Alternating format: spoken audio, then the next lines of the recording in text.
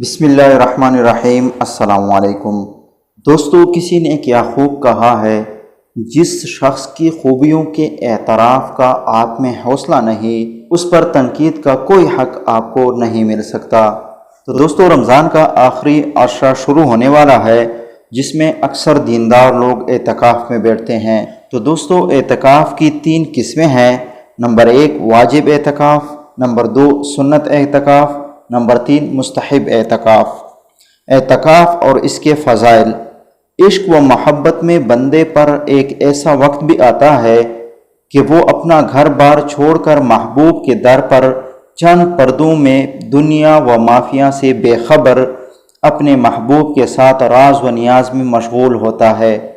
اور بندہ صرف اپنا گھر بار نہیں چھوڑتا، بلکہ اپنے اعزاز و اقارب، اہل و عیال، رشتہ دار اور تمام دوست و احباب کو چھوڑ جاتا ہے، گویا کہ بزباں حال یہ کہتا ہے کہ نکل جائے دم تیرے قدموں کے نیچے، یہی دل کی حسرت ہے، یہی آرزو ہے۔ اعتکاف کی تعریف۔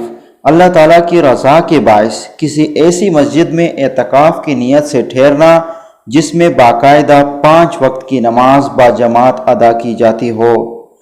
اعتکاف کی کتنے شرائط ہے؟ نمبر 1 جس مسجد میں اعتکاف کیا جائے اس میں 5 وقتی نماز باجماعت ہوتی ہو۔ نمبر 2 اعتکاف کی نیت سے ٹھہرنا۔ نمبر 3 حیض و نفاس اور جنابت سے پاک ہونا۔ نمبر 4 روزے سے ہونا۔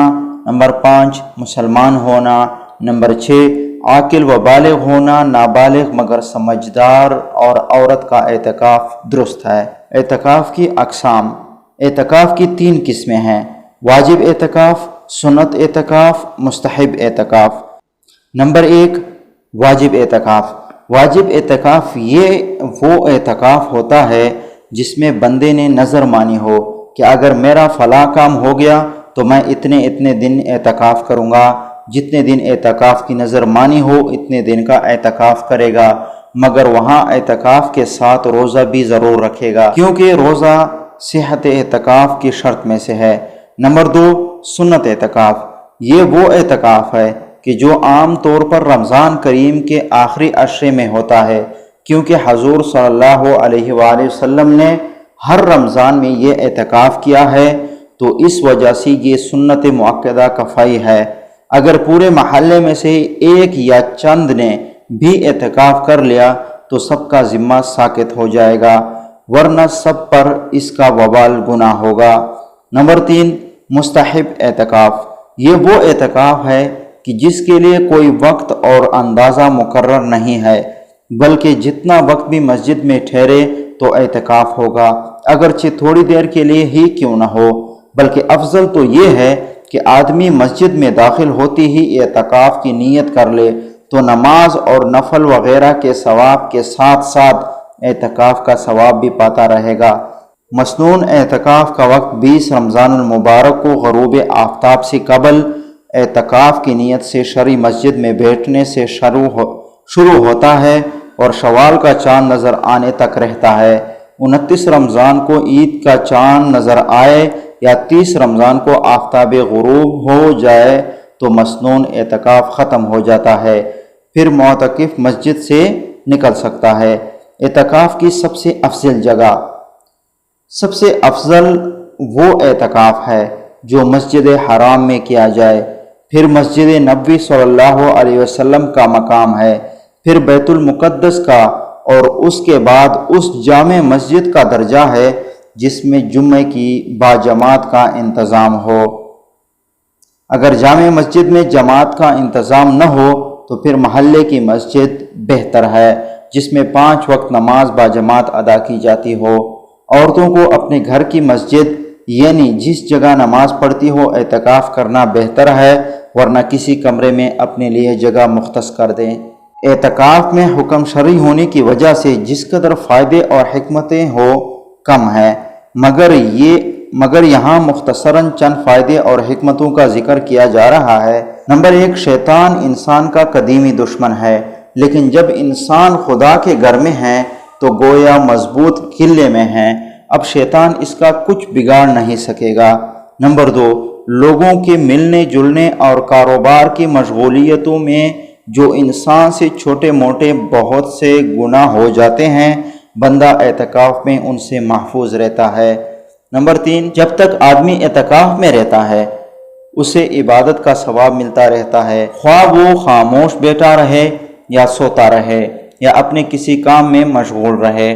نمبر 4، اعتکاف کرنے والا ہر منٹ عبادت میں ہوتا ہے، تو شب قدر حاصل کرنے کا بھی اس سے بہتر کوئی طریقہ نہیں، کیونکہ جب بھی شب قدر آئے گی تو معتکف برحال عبادت میں ہوگا۔ فضائل اعتکاف کی فضیلت و اہمیت کے لیے صرف یہ بھی کافی ہے کہ حضور صلی اللہ علیہ وآلہ وسلم نے ہجرت کے بعد پوری عمر مداوت اور اہتمام کے ساتھ رمضان المبارک کے آخری عشرے کا اعتکاف کیا۔ حضرت عائشہ رضی اللہ تعالی عنہا فرماتی ہے کہ رسول اللہ صلی اللہ علیہ وسلم رمضان کے آخری عشرے میں ہمیشہ اعتکاف فرمایا کرتے تھے، یہاں تک کہ اللہ نے انہیں اپنے پاس بلا لیا۔ پھر آپ صلی اللہ علیہ وسلم کی ازواج محترات اعتکاف کا اہتمام کرتی تھی۔ مسنون اعتکاف کی ایک بڑی فضیلت یہ بھی ہے کہ معتکف لیلۃ القدر کی فضیلت بآسانی پا لیتا ہے، کیونکہ اکثر روایات کے مطابق لیلۃ القدر رمضان کے آخری عشرے کی طاق راتوں میں ہے۔ رسول اللہ صلی اللہ علیہ وسلم کا فرمان ہے کہ رمضان کے آخری 10 راتوں میں لیلۃ القدر کو تلاش کرو۔ مقصد اعتکاف کا مقصد یہ ہے کہ آدمی اللہ تعالیٰ کی بارگاہ کی چوکھٹ پر اپنا سر رکھ کر سرور اور خوشی کا مینار دیکھتا رہے، زبان کو اس کی ذکر سے تر و تازہ رکھ کہ بندہ سب کو چھوڑ کر بارگاہ عالی میں حاضر ہوا ہے۔ اے رحیم مولا، ہمیں معاف فرما کہ جب تک تو معاف نہیں کرے گا تیرے در سے کہیں نہیں جاؤں گا۔ تو اس سے سخت دل بھی نرم ہو جاتے ہیں، اور اللہ تعالیٰ تو ہماری مغفرت کے لیے بہانے ڈھونڈتے ہیں، بلکہ وہ تو داتا ہے کہ دینے کے لیے در تیری رحمت کے ہیں ہر دم کھلے۔ خدا کی دین کا موسیٰ سے پوچھے احوال کہ آگ لینے کو جائے پیغمبری مل جائے۔ اس لیے جب کوئی شخص اللہ کے دروازے پر دنیا سے منقطع ہو کر جا پڑے تو اس کے نوازے جانے میں کیا تامل ہو سکتا ہے۔ اے اللہ، ہماری مغفرت فرما اور ہمیں صحیح عبادت کرنے کی توفیق عطا فرما۔ آمین ثم آمین یا رب العالمین۔